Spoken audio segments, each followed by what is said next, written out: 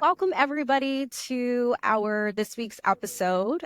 We have a special guest joining us. We're excited to dive into this conversation because I know that there are going to be so many amazing nuggets and little like gems of wisdom in here that I know so many of you are going to be able to gain from. We have here today AJ Tibando, who is an entrepreneur. She's a strategist and a storyteller, just an overall powerhouse. She's worked across a number of fields, including politics, tech, and nonprofits. She's seen as a leader and a trailblazer. She's published many stories from her experiences over the years in her Substack, Reflections from the Midpoint. And her goal is to really inspire others to lead with courage. And I know just by, working alongside AJ in the past, becoming friends with her, that she is somebody who really does stand as a strong leader with such a big vision and such a big heart. And I just know that today's conversation is just going to be incredible. I'm so excited. So without further ado, please welcome AJ. Thank you so much for being here. Yeah, thank you so much. I really just want to dive in. I want to dive into your story, your journey, where you are today. But I think where can we start? I think really let's just start first and foremost, who you are today. And can you give us a bit of a picture of what that looks like and the journey that you've been on to bring you to this point? Yeah, wow. Who I am today. I think I am a person still emerging into whatever the next version of myself is going to be. I think that I've personally been on a bit of a journey over the last year now, having left my previous startup and taking some time to just kind of explore what I want to do in this stage of my life and with all the skills and experiences that I've had. And so, I think the past year for me has been one of experimenting, of pushing myself, of expanding and really trying to shed a lot. I turned 40 a couple of years ago, so I'm into a new stage of my life and kind of exploring what this stage looks like and really trying to be a bit ruthless about what I decide to bring, into the next version and what I leave behind and figuring out how to do that, because that's not, there hasn't been a playbook for that yet. So yeah, I feel like I'm a different person today than I was, 12 months ago. And I'm still sort of figuring out where I'm going to land and who I'm going to become next. So it's a fun process, though. It started very scary. I love that. But I've gotten to a place of it being really fun and really enjoying, the playfulness of identity and discovery. I think that's amazing. And it's so timely when you talk about this transitional phase right now that you're in and stepping into this new identity, right? I feel like it's so timely because there are so many women out there right now that I feel like are also experiencing it. Sherry, this whole last year for Sherry has been a letting go, a shedding of an old identity and stepping into a new one.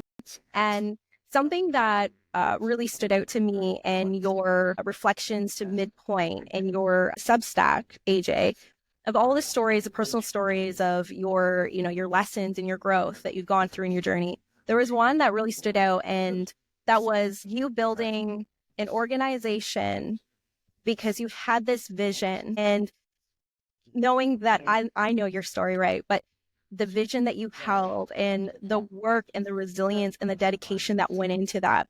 And the title of this one particular story that you have in there is 1 million to 250 million. And when I was reading that, I was like, oh my gosh, yes, this girl literally started with an idea and took this idea and ran with it and gave it everything she had, built a team, held this vision, was an incredible leader. You still are. And that journey. And I really want to share that journey with others because I think there are a lot of women out there who also have ideas, passions, these projects, dream businesses. And there's a lot of fear. There's a lot of different things that come with actually executing on that. So can you talk a little bit about that journey? Yeah. I also want to add in the journey starts also from where that part of you or that characteristic of you began. So it could have been, you know, you as a teenager or in certain scenarios. Like, where did that perseverance or that way of thinking to you as your individuality, you know, because I think it comes from somewhere.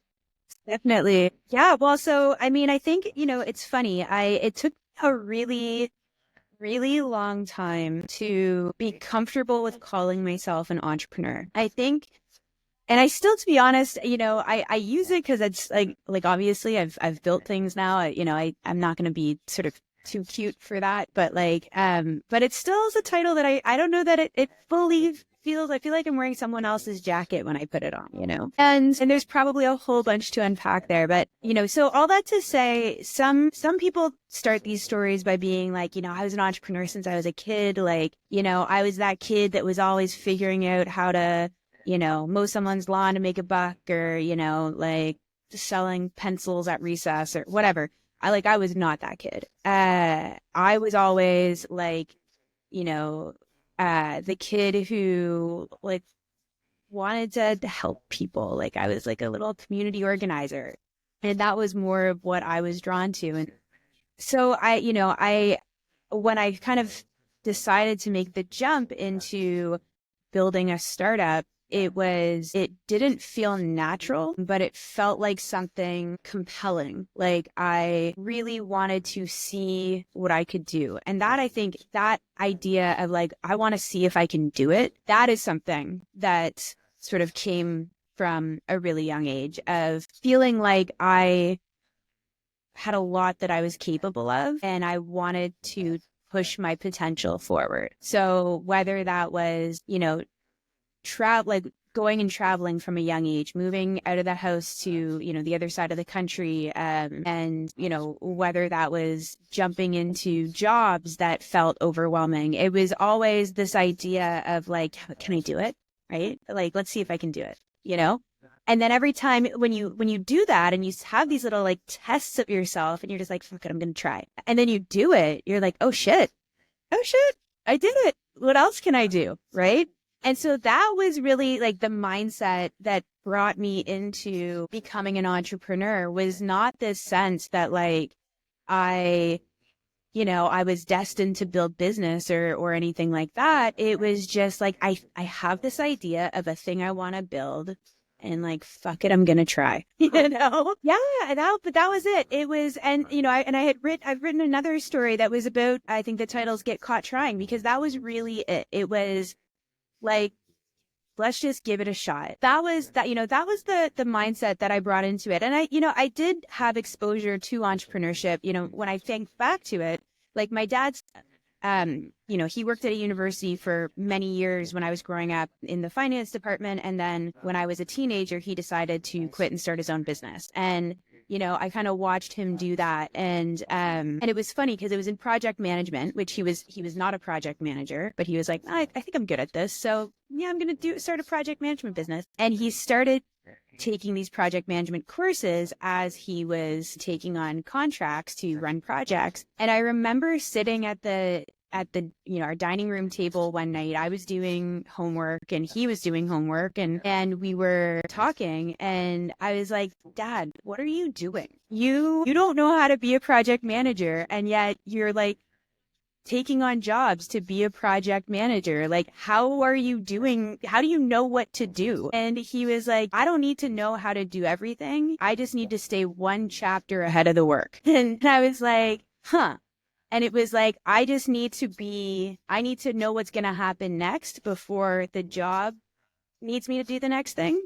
And so long as I stay one chapter ahead, like, I don't need to know exactly how the book's going to end. That might be helpful down the road. But like right now, I just need to stay one chapter ahead of the work. You know, that was a big embodiment of the, like, just go try. Right. And that is one of those funny things that, like, I didn't think about that story. It just lodged in my brain somewhere until, you know, 10 years later. And then I had jumped into this world to give it a try, and then realized quickly I had no idea what I was doing. And, you know, the idea just to stay one chapter ahead of the book or the project came back to me of like, that's really what I think entrepreneurship in a big way is really all about. So that was kind of my journey into it. And then you asked about, you know, the 1 million to a quarter billion, which, like, I have to say, I'm not a big boaster, but I really love that I could write a story with that title. It's funny. I wasn't even going to write that story, oddly enough, which probably sounds crazy in hindsight. And I was having coffee with a stakeholder and we were talking about, my work and the organization. And I used the phrase like I grew it from 1 million to 250 million. He's like, that's a book. Like, forget a story. He's like, you gotta put that on your gravestone. Like, that is a phrase. So yeah, so that was just, I mean, that's just fun to be able to say. But it is. It definitely is. I just also want to just like highlight the fact that yes, okay, you have been able to take an idea, take it to 1 million and then to 250 million company. But then you started off with you had to start somewhere, right? And it wasn't like you just went to university to learn about entrepreneurship or anything like that. It's just like you felt like you had an idea and you wanted to go out and bring it to the world, even if you had fear, even if you're like, I'm not really sure how to do this. But then like taking your dad's advice, as long as I can stay one chapter ahead, and how that's been able to help you get to where you are today, right? And I think you can apply that in so many ways of life. But I just want to highlight that, especially for our listeners who may just be starting out somewhere or may just be somewhere and they're, maybe they're afraid, maybe there's fear, imposter syndrome, setting in, but just to like take a moment and just think, yeah, it's possible. Whatever it is that you can think of, like it's possible, right? So yeah, and then like kind of going back to your journey and how that started, AJ, do you want to like walk us through that? Yeah, so so Palette was the second startup that I had built. So it was kind of my second kick at the can. So by the time I got to it, I knew a little bit more about the journey of building something, though really not that much in a lot of ways, because I think everything, the problems, when you solve different problems, they require different solutions. And so it's a new experience. It's like being a parent, you can be a parent the first time, but like that second kid, it's a totally different kid than that first kid, right? Talking to two parents, I know you guys appreciate that, right? And so it comes with a whole different playbook, a whole different set of rules. And so, but that was where I was at when I co-founded Palette. And so I had kind of gone through a bunch of the initial stages already and knew what those feelings felt like. But you're right, I think that as interesting as the story of, this very quick growth and this rapid scale and fundraising, like as fun as that story is, I think that the story that gets told less often in any high growth, successful startup is that super awkward, uncomfortable phase that takes place when you have that idea moment or you have that moment of okay, I think I'm going to try and do this. That phase between knowing you want to do it and getting any kind of traction that tells you that you're going to actually maybe be able to do it, right? And so it's almost like, the 0 to 1 million phase is where I think a lot of the big lessons happen because that's a phase most people don't talk about all that much because it is not fun. Like it's, like you can romanticize it and I can look back fondly on it. But it's a really scary time when you make this personal commitment that you're like, or a commitment with co-founders or whoever it is that you're going to try and do a thing. And then you have to start producing energy, right? Like any startup is, it's a entity that needs to be filled. And so you need to produce the energy to fill it, to breathe life into it. And you're going from something that doesn't exist to making something exist that you can get other people to commit to, whether it's committing to their time as teammates or committing their money as investors. And it's a really challenging time because you're, kind of waking up every day, putting in a whole bunch of work for a thing that may or may not go anywhere.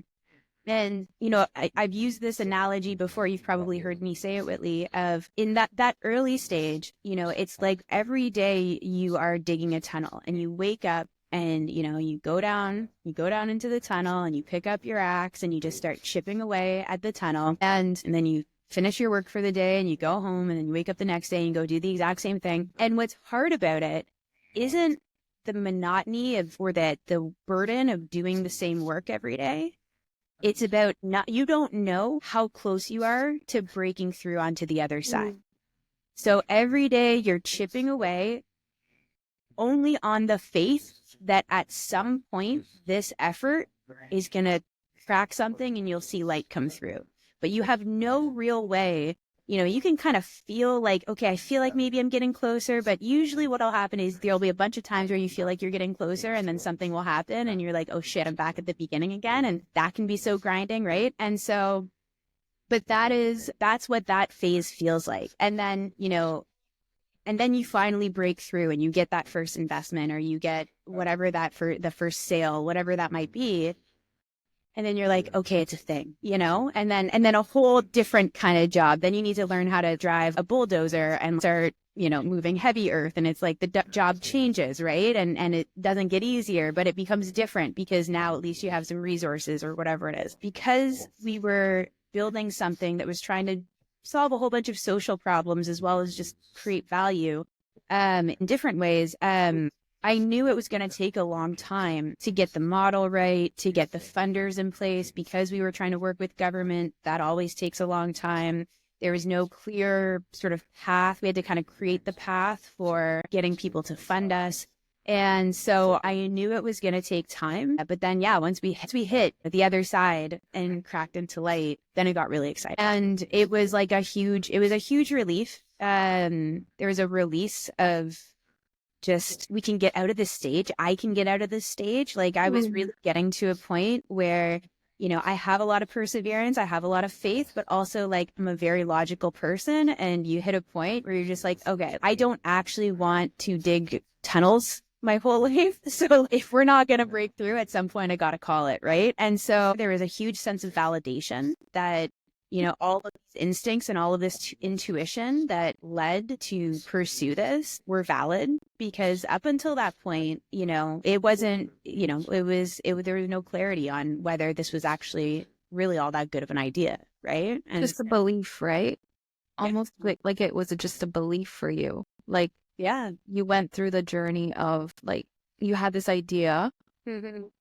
And as you executed the idea, you hit these moments of probably, like many of us entrepreneurs feel, discouragement, almost like imposter syndrome or, looking around, you're like, is this even going to work? Yeah, definitely. I think a couple things. And, one thing that I've learned particularly about myself over the past year, but I think new intrinsically, even before that, was that I have a really strong intuition. And I know how to trust my intuition and it doesn't usually steer me wrong. And so I had a lot of faith in that if I felt so strongly drawn to this and that, I knew enough about the work that we were doing and like, it just made a lot of logical sense to me, what we were trying to do. It didn't seem at all crazy and it was innovative, but it was also obvious, and that was sort of the reaction you get from people when I'd be like, oh, we're doing this. They're like, that doesn't already exist. I'm like, no, so I think just a belief, it was twofold. I mean, but in both cases, it came down to a belief in myself. So it was a trust in my intuition, but then it was also, trusting my ability to figure anything out. And that wasn't built on intuition. That was built on practice. That was all of those years of, fuck it, I'm going to try. And then doing it and starting to see what I'm capable of and know that, if I dream up doing something really crazy and then I use all of my brain power to try to figure out how to make it happen, 9 times out of 10, I can make it happen, And so I think those were the things that kind of kept me going was this deep trust that I had built in myself and combined with a trust in my intuition. I love that. And I love how you touch on building that deep trust within yourself, AJ, because I think that paired with, to Sherry's point, having the belief too in what it is that you're pursuing.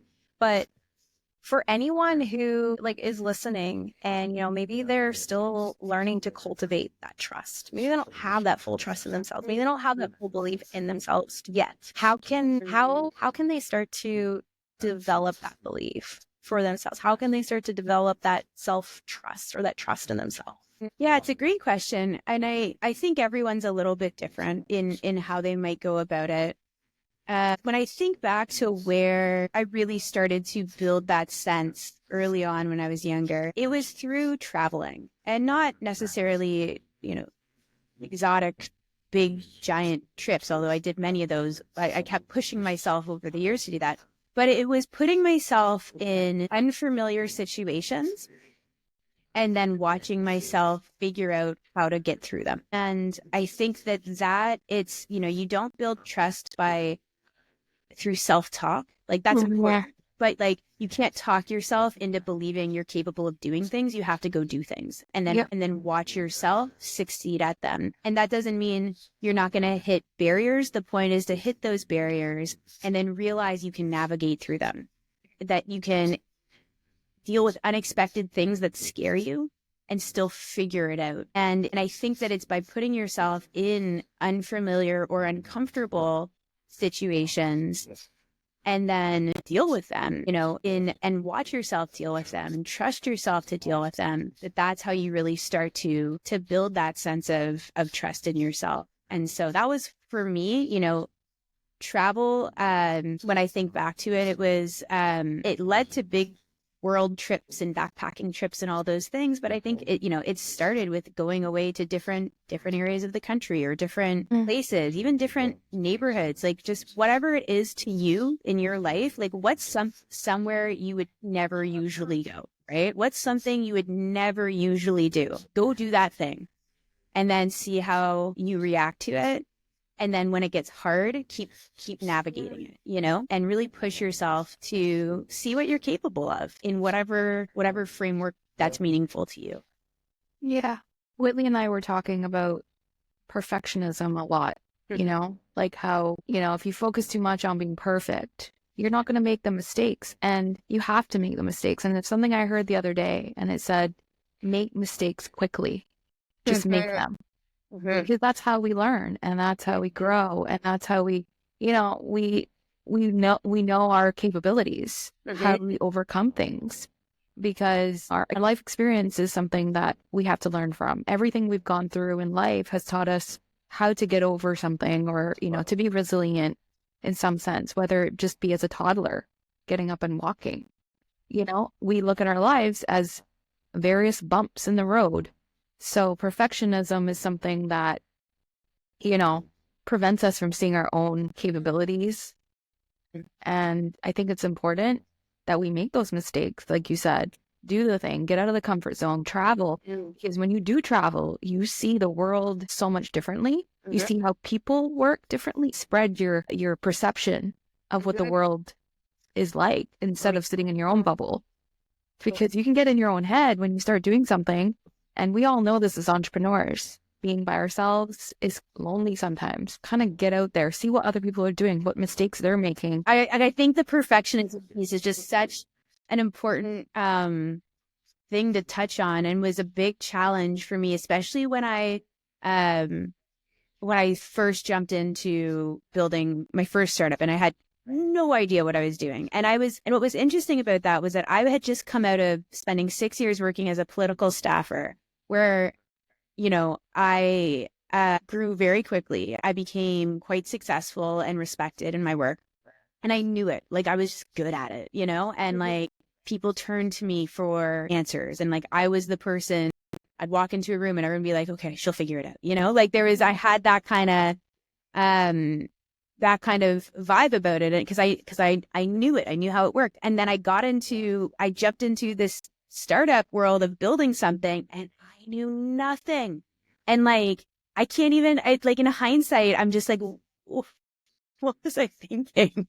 But I just can't overstate how ill prepared I was for that choice. And I think that would have been hard for anyone at any stage of their life to go into. But I think it's especially hard when you decide to do something new, having come off the feeling of knowing how to do something, right? Like, it's one thing to go into something and be like, especially in work, and being like, I'm new at this, I don't know what I'm doing, someone teach me. But like, to go from one career where, you know, you're teaching everybody and you could do it in your sleep to having no idea was a really challenging mental transition to go through. And my natural response to feeling so insecure and like such an imposter in the space was to try and be perfect, right? Was like, maybe like, okay, I don't know what I'm doing. You know, if I'm going to send this email, it's got to be a perfect email. And should I say this? And should I say that? If, you know, I'm putting a deck together, like I remember spending hours, like moving images in a deck, like the pixel by pixel, like,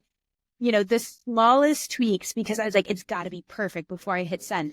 And it just killed me. Like it drained my energy, and like, remember, as I said, you know, when you're building something at the beginning, your energy is what is breathing the life into it.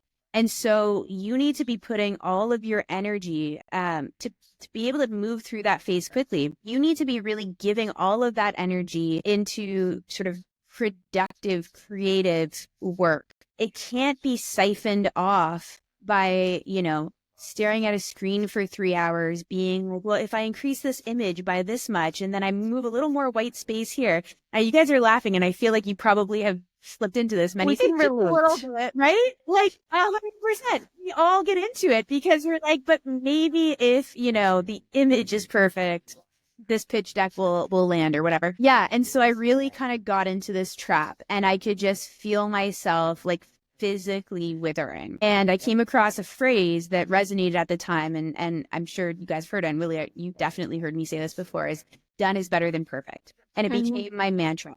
It became like not just my mantra in like, you know, it's catchy. It became almost a survival tool for me to make it through that phase, because I would have this thing that was not perfect, because perfection is a myth. It doesn't actually even exist. And so it's a trap. And I would have this thing that was like, well, it's, you know, I know that I could spend 10 more hours on it and make it 2% better. And so it's not as good as it could be, but I also know those 10 hours need to go to better things than this. So it's done, right? It's done. And I would have this like really panicked feeling like I got to send it to someone, but it's not perfect. And I would literally whisper to myself, done is better than perfect. And then I would close my eyes and hit send. And like, that was how I got stuff off my desk. And I just got used to it. And I would just be like, done is better than perfect, click. And like, that was the mindset that I had to force myself into to start to ship product. Like, whether it was pitches, whether it was sales decks, whatever it was, because the perfectionism was killing me. And the craziest part is like, you're gonna send this email that you spend 10 hours trying to perfect and like put through Grammarly 3 times and like use the thesaurus to find the right words and like construct and construct and construct. And then you're going to send it to this like super high ranking senior leader, whatever. And you're going to get back like a 1-line email, no capitalization, no punctuation, like sent from my iPhone, whatever. Like, because that person is moving at a speed of business that realizes like those things. I mean, in some circumstances, certainly they matter, but like in this moment, they don't. And I'm going to fire off this response and we're going to keep business going, right? Perfectionism can feel like this life raft that grounds you to something that you can control, but it's an anchor. It'll just weigh you down. You don't move, right? Move. With perfectionism. No, you really don't. I really want to dive back over to, you know, through everything that you have experienced as an entrepreneur, AJ, and especially with building the organization, what were the toughest lessons that you learned in that process? And how did it shape you as a person today? I think, you know, when you look at something that, you know, the end state was very successful, and then you kind of tell the story backwards, it can look like everything sort of fit this nice straight line, right? Like, oh yeah, well, you got this, and then that led to this, and then this led to that, and right? And so I can see, yeah, I can connect the dots nice and clearly. But when you're actually going through that experience on the front side, it doesn't look anything like that, right? It's chaotic. It's uncertain. You know, I wrote about this in the article you referenced where, you know, we we threw away more ideas than we pursued, right? We got rejected for more investments than we secured. I think we were constantly throwing spaghetti at the wall to see what stuck and then just following those threads. And I think that doing that, is just living in a constant state of uncertainty. And even when things become more certain, in the sense of like, you get out of that tunnel and you break through and you get that first investment. Well, now it's like, okay, but are we going to be able to get a second investment, right? Are we going to be able to recruit good people to build these programs? Are we going to recruit people to take these programs? Once they take them, are we going to be able to deliver on the jobs and the promises that we're making to them? And I think that, it's just the challenge of complexity and the uncertainty that you just need to give up. At a certain point, you need to give up the sense that it's ever going to become crystal clear, and just sit in the chaos of it and know how to remain calm and remain level-headed and pursue that. I mean, and then because there's also things that you won't expect. Like we had just gotten our first investment. We had just hired, I think 2 people. So there were 4 of us in total working on getting this business off the ground. We had desks in some shared space at a university incubator. And everything was just starting to come together. And then COVID hit, and we had to go remote and we had to get all of our programs remote and we had to, right? And, you don't see that coming, but you have to be able to figure out how to navigate it as it comes. And so I think that challenge of just staying as grounded as you can, as certain as you can is really huge. I think, the other thing is like, there's challenges with people. Like humans are complex. And I think that, as you grow, you bring on more people, you bring on more complexity as a result of that. You bring on more bureaucracy because you need to, no matter how much you want to talk about having flat organizations and nimble organizations, like you need rules, you need hierarchy, you need structure. People need structure. Even if they want flexibility, they want structure within which they understand they have flexibility, right? Like, you just need to create those things. And so then the job begins this shift from being, the dreamer and the doer to like the boss and managing the people around you.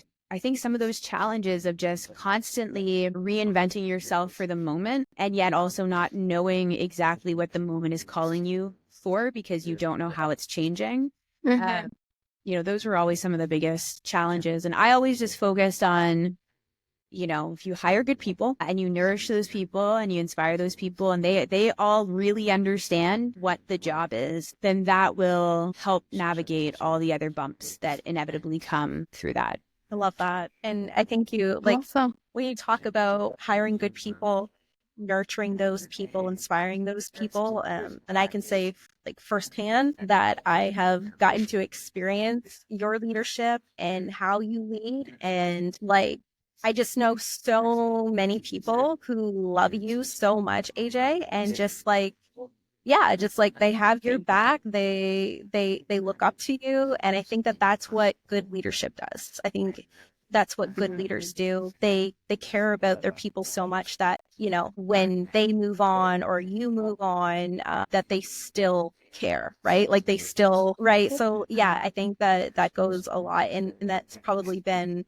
part of the journey of you learning too, of being an entrepreneur, is learning how to be a good leader, how to be a great leader too, right? Yeah, absolutely. And I think that was always a big aspiration for me in doing this, was the opportunity to build something with other people and bring other people into the equation and be an inspiring leader to them. I think that was something, even from when I was young, I sort of desired, was this sense of it. I never really wanted to be like a solopreneur. Like for me, it was like, I want to get through the pain of this early stage so I can get to a point where I have a team, where I have other people, where I'm creating. And I mean, I had a co-founder, so like we were working, I wasn't totally alone by any stretch, but like it, the dynamic wasn't sort of, we were right in, the day-to-day together. It was more from an advisor, worker dynamic. And I just, I'm a team-based person. Like, I grew up playing baseball all my life, competitively on a team. I was always the team captain. Like, that's just my comfort space, is,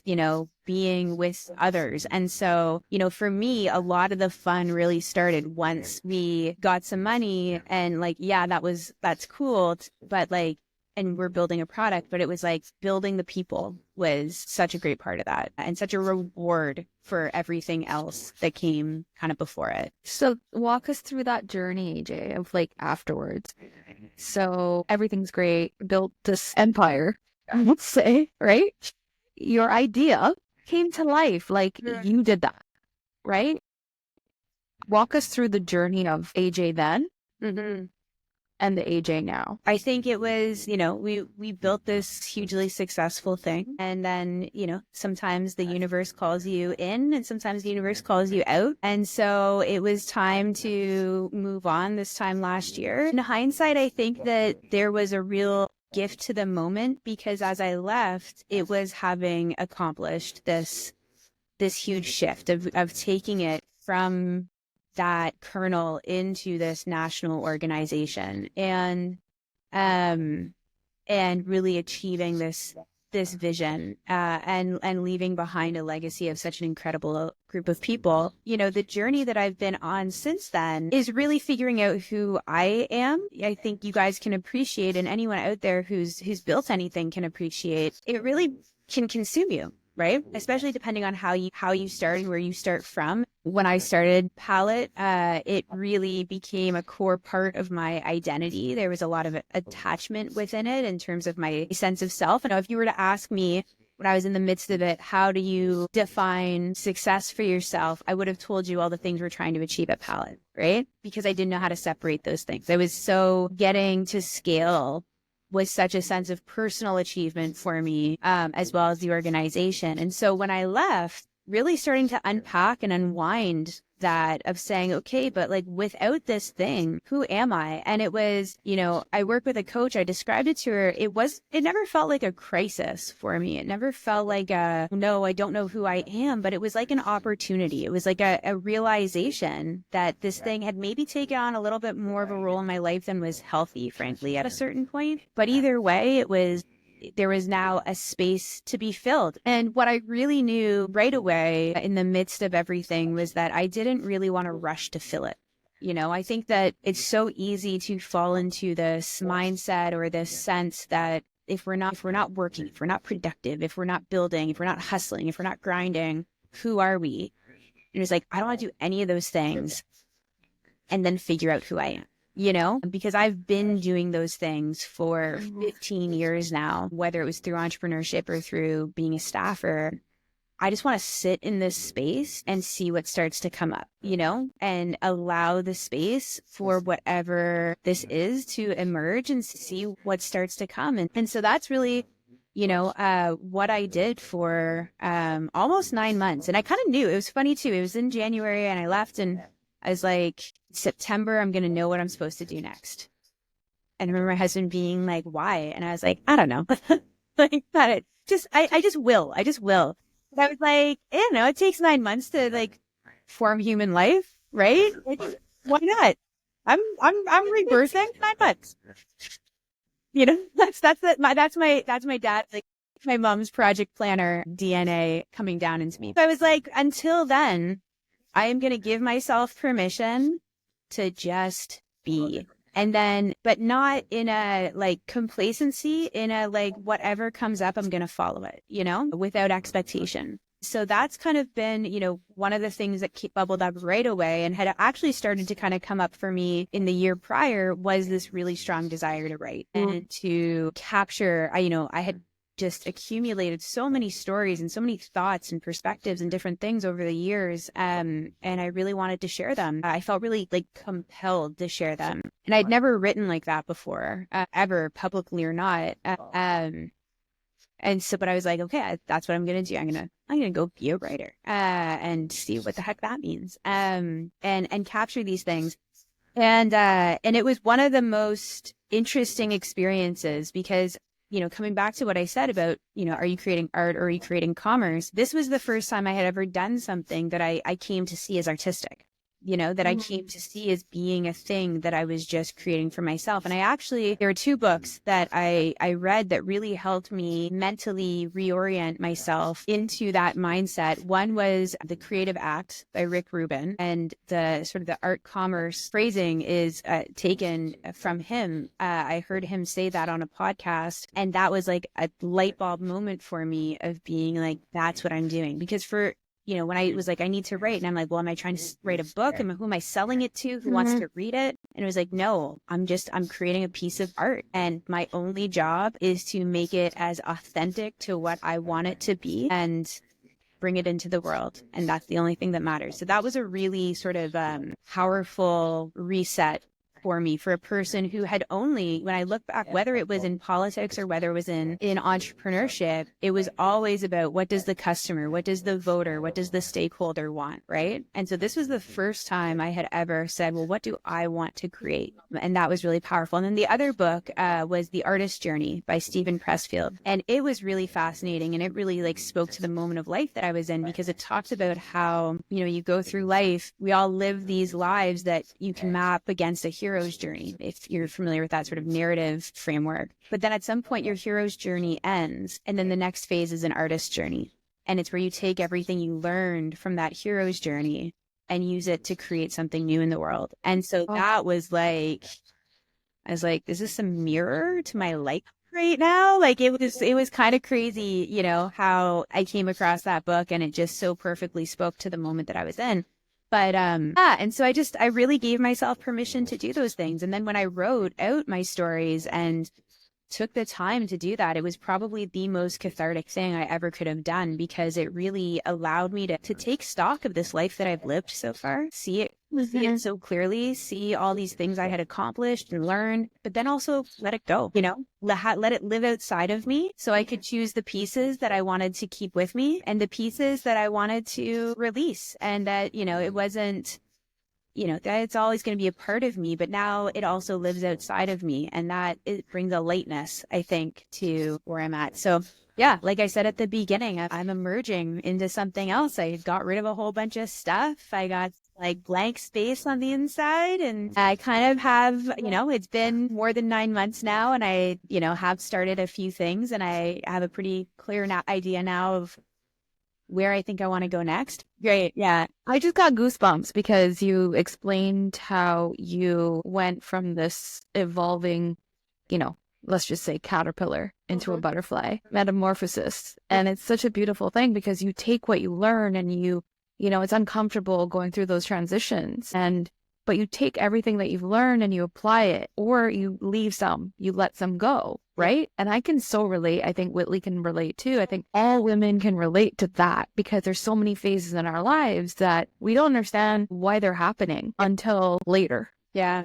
Until we're like, whoa, I went through that phase for this reason. Exactly. I took this part of me and I'm applying it here, but I'm a better version of myself. Yep. Now. Yeah. Because you are more spiritual the older you get. Yeah. And you sat with yourself being the logical brain you are, being, you're more of like that analytical mind. You took spirituality with you on your journey. And I think that's an important thing, because it gets you through those uncomfortable moments, and listening to your intuition. And without your own intuition, you wouldn't have done the things you did with that logical brain. Yeah. Right? Yeah. And so now moving through your new journey, I think it's so powerful to hear that you listen through the process of coming out with that strong belief still in yourself. I think that's so powerful. I just love that. Yeah. I love that. Thank you. Yeah. Well, and I think, if I hadn't gone through everything I went through and learned how much to trust my intuition, I wouldn't have been able to do that, right? I would have jumped into something else, not because I wanted to, but because I felt I needed to show other people, that I still had it, or, like something, right? That it was for others. And I think that was a big thing that I really felt immediately was, this desire, like, I don't want to perform anymore. I don't want to I don't want to do performative things. I don't want to wear masks. I don't want to be someone I'm not in one room and then be someone else in another room. Like authenticity is can be an overused word, but it was really what I just felt was just like, I'm done with all of that. And I think lots of us, I don't think that's a unique feeling, but I think the ability to trust that you can sit in that and figure out who you want to be and then go do those next things successfully. I think a lot of us have, there's so many messages trying to convince you not to believe in yourself to be able to do that. And I think that it really takes that deep trust in yourself to say, yeah, okay, let's go, let's figure it out, And I'm grateful that I've had the opportunities to cultivate that trust in myself over the years, to be able to sit in this moment and feel like I'm making the most of it, that it's kind of a gift, right? It's hard to press pause when you're in the middle of your life. And I had the opportunity to, and seeing that as a rare gift as opposed to a gap in the resume, I think is a really full thing. Wow, that's powerful. Seeing that as a gift instead of a gap in your resume. Right. Can you write that in your next book? Let's make some t-shirts. We'll get some merch. It's,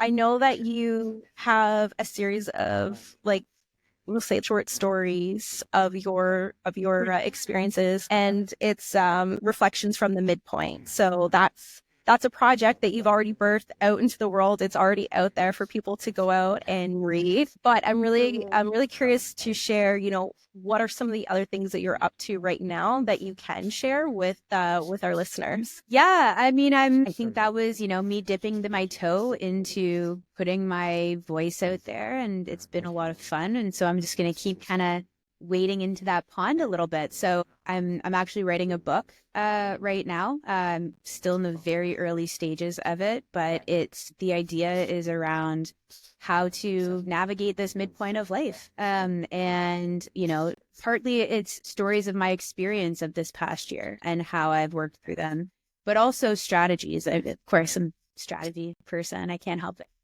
So it's a little bit self-helpy, a little bit memoir-y, but it's really about, what is that new playbook for midlife and this phase of life for people to use when they want to make the most of it. And and I think, I just talked to you guys about this at the beginning, where I think particularly for this generational cohort that's hitting midlife and turning 40 wants to do things differently. And it kind of has to do things differently because the world is very different than it was, a generation ago. I think it brings up all these different kinds of questions. And so really, the book is really about helping people have the tools and the inspiration to navigate that differently, to create a really intentional future for yourself. And then I'm also working on a podcast, which is still in its early days, but kind of on the same topic. So I'm a nerd. I'm a big policy wonk. I'm a big current events person. I look at the world and like everyone else, I'm just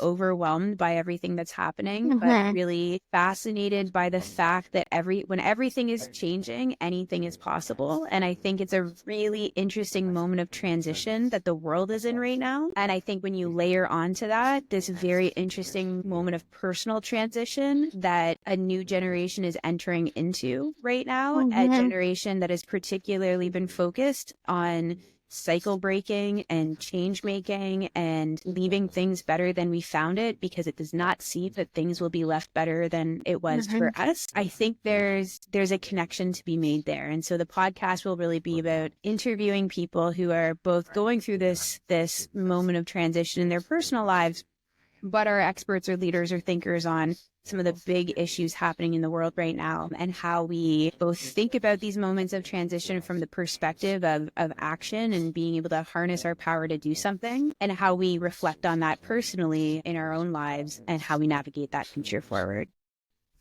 Love it. Is yeah. I was actually, and again, I was gonna follow up with a really deep, insightful question, but literally you just answered it. Just that summed it all up in that. I have a question. Yeah.